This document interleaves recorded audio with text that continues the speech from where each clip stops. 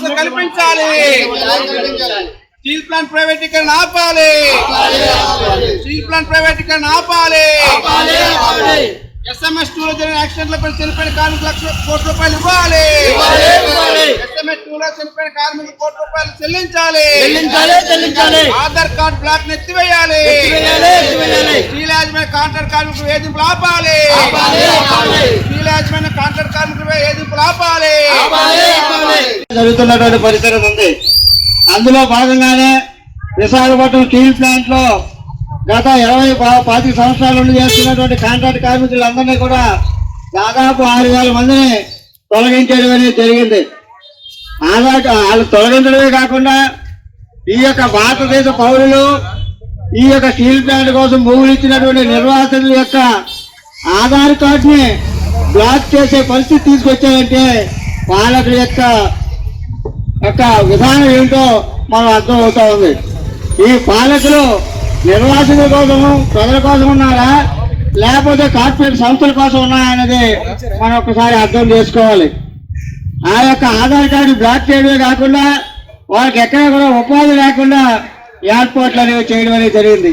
ఈ విధంగా మొత్తం ప్రజలందరినీ కూడా భయభ్రాంతులు చేసి, కాంట్రాక్ట్ కార్మికులు భయభ్రాంతులు చేసి, ఎంప్లాయీస్ భయభ్రాంతులు చేసి ఈ ప్లాంట్ ని అదానీకో అంబానీకో మెట్టలకో అమ్మేయడానికి ఏర్పాట్లు అనేవి ముమ్మరంగా జరుగుతున్నాయి. మరి ఈ ప్లాంట్ కోసం దాదాపు 16,000 మంది పైచీలకు నిర్వాసితులు ఆధార్ కార్డులు ఇస్తే వాళ్ళు 8,000 మందికి ఇప్పటి వరకు ఉద్యోగాలు ఇచ్చారు. దాదాపు 8,500 మంది ఇంకా కూడా ఉద్యోగాలు లేని పరిస్థితులు ఉంది. అయినా సరే నమ్మక నీరెత్తినట్లు ఈ ప్రజాప్రతినిధులు ఉంటున్నారు. ఉండడమే కాదు పైపెచ్చు ఎదురుదాడి చేస్తా ఉన్నారు. ఏమిటంటే స్టీల్ ప్లాంట్ లో కాంట్రాక్ట్ కార్మికులు పనిచేయడం లేదు, అందుకనే నష్టాలు వస్తున్నాయని చెప్తా ఉన్నారు. కాంట్రాక్ట్ కార్మికులు పనిచేయడం లేదా, లేకపోతే మేనేజ్మెంట్ చేస్తున్న విధానాలు మీ యొక్క ప్రభుత్వం ఇస్తున్నటువంటి ఆదేశాల మీద ఈ ప్లాంట్ ఈ పరిస్థితి వచ్చింది అనేది ఒకసారి అర్థం చేసుకోవాలి. భారతదేశంలో ఉన్నటువంటి అన్ని స్టీల్ ప్లాంట్ కి మైన్స్ ఇస్తే గత 40 సంవత్సరాలు మొదలుపెట్టుకుంటున్నా సరే ఈ రోజు వరకు మైన్స్ అనేది ఇవ్వలేని పరిస్థితి అనేది ఉంది.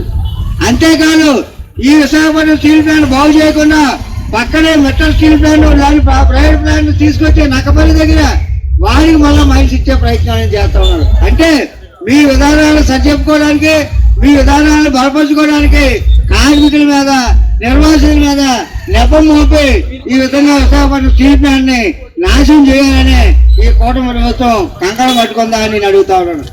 ఈ కూటమి ప్రభుత్వం అలా కంకణం పట్టుకుంటే ఏదైతే అపోజిషన్ లో ఉందో వైపీసీ కూడా దీని మీద ఏం మాట్లాడుతున్న పరిస్థితి లేదు. ఏం మాట్లాడుతుందంటే అడపా చెప్తున్న మాట్లాడేసి వాళ్ళకుండా తప్పిస్తే దీని మీద ఏం చేసి అంటే దీని అర్థం ఏంటంటే దేశంలో ఉన్నటువంటి మోడీ ప్రభుత్వానికి, రాష్ట్రంలో ఉన్నటువంటి ఈ యొక్క తెలుగుదేశం కూటమి ప్రభుత్వం అలాగే వైసీపీ పార్టీ కూడా మద్దతు ఇష్టం ఉంది. కాబట్టి ఇటువంటి పరిస్థితుల్లో ఈ రోజు నిర్వాసితులు ప్రజలు ఉన్నటువంటి పరిస్థితి అనేది వచ్చింది. కాబట్టి మీరు ఒకటి ఆలోచించాలి. ప్రజల కోసం పనిచేయనటువంటి వాళ్ళని నిలదలేకపోతే మన బతులు బుగ్గుపాలు అయిపోయే ప్రమాదం అనేది ఉంది. కాబట్టి రాబోయే కాలంలో ఈ ఉద్యమాలు ఉధృతం చేసి మన యొక్క హక్కులు రక్షించుకొని, మన నిర్వాసితులకు ఉపాధి అవకాశం మెరుగుపరుచుకొని ఆ విధంగా ప్లాంట్ను రక్షించుకోవాల్సినటువంటి అవసరం అనేది ఉంది. ప్లాంట్ను రక్షించుకుంటేనే మనకి ఈ విషయాలన్నీ వస్తాయి. ప్లాంట్ అయితే ఏదైనా ప్రైవేట్ పరం అయిన మరుసటి రోజే మనల్ని తన్ని తగిలేసే పరిస్థితి అనేది ఉంటుందని ప్రజలు అర్థం చేసుకోవాలని చెప్పి నేను మీ అందరికీ విజ్ఞప్తి చేస్తాను. అంతేకాదు ఈ ప్రాంతం అంతా కూడా విషమయం చేసేదానికి దుమ్మి ధూళి వచ్చే కంపెనీలన్నింటినీ కూడా అదాని పోర్టు ద్వారా కట్టిస్తున్నటువంటి పరిస్థితి ఉంది. దానికేమో మనల్ని నమ్మబలికే దానికి NMDC ద్వారా వస్తుంది, ఉపాధి వచ్చేస్తా ఉంది అంటారు. ఈరోజు మనం చూస్తూ ఉంటే మొత్తం ఈ గాజువాక ప్రాంతం అంతా కూడా ఉపాధి లేక మట్టి మశానం మీదే డబ్బులు పాడైపోయే పరిస్థితి కూడా ఈరోజు పాలకులు తీసుకొస్తున్నటువంటి ఈ నేపథ్యంలో TRK ఆధ్వర్యంలో ఓ పోరాటానికి రూపకల్పన చేశారు.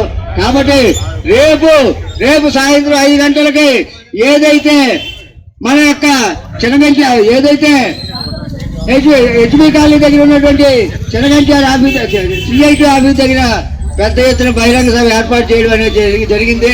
మీరంతా కూడా ఆ బహిరంగ సభకు ఇచ్చేసి ఆ బహిరంగ సభను చేయడం ద్వారా పాలకులకు ఒక గట్టి హెచ్చరిక పంపాలని చెప్పి మీ అందరికీ విజ్ఞప్తి చేస్తూ నాకు ఈ అవకాశం ఇచ్చి మీ అందరికీ కూడా ధన్యవాదాలు తెలియజేసుకుంటూ సెలవు తీసుకుంటా ఉన్నాను. రావణ గారు ఈరోజు పెదగంటాడ ప్రాంతంలో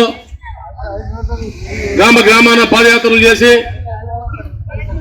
నిర్వాసితుల్ని ఉద్యోగుల్ని చైతన్యం చేసే దానిలో భాగంగా సిఐటియు పాదయాత్ర నిర్వహించింది.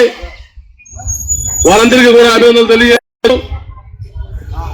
విశాఖపట్నం స్టీల్ ప్లాంట్ లో 6,000 మంది కాంట్రాక్ట్ ఉద్యోగులను తొలగించి ఆనందం పొందిన ఈ ప్రభుత్వం భారతదేశంలో ప్రభుత్వం ఇచ్చినటువంటి ఒకే ఒక గుర్తింపు ఆధార్ కార్డుని బంద్ చేసి ఆనందం పొందిన ఈ ప్రభుత్వం మరి నిన్న మొన్న సీఎండీ గారు చెప్పే మాటల ప్రకారం కాంట్రాక్టుల బిల్లు అయితే చెల్లిస్తా ఉన్నారు, పని జరగడం లేదని చెప్తా ఉన్నారు. దీన్ని బట్టి మనకు ఏం అర్థమవుతా ఉంది? సిఐటి మొదటి నుంచి చెప్తా ఉంది, వేల మంది కాంట్రాక్ట్ కార్మికులు ఇంటికి పంపించినప్పటికీ కాంట్రాక్టులకు ఇచ్చే బిల్లులు ₹1 కూడా తగ్గడం లేదు. ఇది కంపెనీ కానీ ప్రభుత్వానికి కానీ ఎవరికి ఉపయోగం లేదు. వీరిని నరకేమతో పెట్టడం కోసం మీరు చేస్తా ఉన్నారు, తప్పుడు విధానం చెప్పేసి 2 సంవత్సరాలు చెప్తా ఉన్నాం. అది ఈ రోజు రుజువైంది. కాబట్టి ప్రభుత్వ పెద్దలు ఆలోచించేయండి. ఒక సామాన్యుడు చిన్న పెట్టుబడి దగ్గర నుంచి 90 ఏళ్ల ముసలివాడి వరకు కూడా ఉన్నటువంటి ఒకే ఒక ఆధార్ కార్డు, ఆ ఆధార్ కార్డుని మీరు ఇచ్చిన ప్రభుత్వం ఇచ్చిన కార్డుని ప్రభుత్వ పరిశ్రమలో పనిచేస్తే ఎవరితో చెప్పుకోవాలి? చికెన్ పెంచడం లేదా? మీరు ఎత్తనా? మీరు ఇది ఎత్తితే నైపుణ్యంగా కార్మికులు తీసుకోవడం కోసం కాంట్రాక్టులు ఎవరు బాల్ జరిగే లైన్ లో ఉన్నారు. కానీ మీరు ఎత్తడం లేదే? ఒరిస్సా నుంచి, బెంగాల్ నుంచి, ఛత్తీస్గఢ్ నుంచి, జార్ఖండ్ నుంచి తెచ్చుకొని నైపుణ్యం లేకపోయిన లోపల తీసుకొచ్చి గత సంవత్సరాల కాలంలో 25 మంది నుండి ప్రాణాలు పట్టణ పెట్టుకున్నా నువ్వు మీరు బాధ్యత తీసుకుంటారని చెప్పి అడుగుతా ఉన్నాం. కాబట్టి వెంటనే ఆధార్ కార్డు బ్లాక్ ఎత్తేయాలని, నిర్వహణ ఉద్యోగాలు కల్పించాలని, ఇప్పటికే స్టీల్ ప్లాంట్ లో 20,000 పర్మనెంట్ ఉద్యోగాల నుంచి 8,500 వచ్చింది. మరో 10,000 పర్మనెంట్ ఉద్యోగాలు నింపాలని.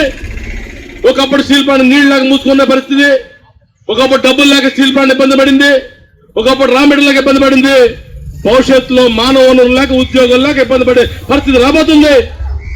దీన్ని కూడా సాగు చూపిస్తారని చెప్పి అడుగుతూ ఈ సమస్యలన్నింటినీ కూడా కెమెరా గీతం పాడేదాని కోసం ప్రజలంతా కూడా రంగంలో రావాలని, వాటిని రావాలని కోరుతూ సెలవు తీసుకుంటా ఉన్నా. ప్రజలకు విజ్ఞప్తి, ఈరోజు ఉదయం 8 గంటల నుంచి పెదగంటాడ నిర్వాసిత కాలనీ మొత్తంగా పాదయాత్ర ద్వారా ప్రజలు చైతన్యం చేయడం జరిగింది.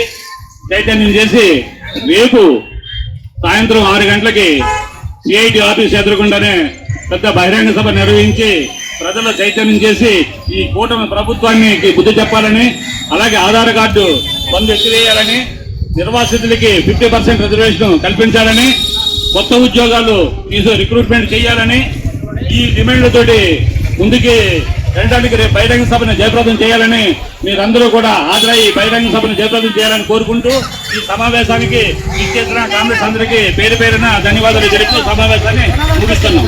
మరిన్ని విశాఖ ఉక్కు RNL వార్తల కోసం మన వైజాగ్ స్టీల్ ఫ్యామిలీ యూట్యూబ్ ఛానల్లో సబ్స్క్రైబ్ అవ్వండి.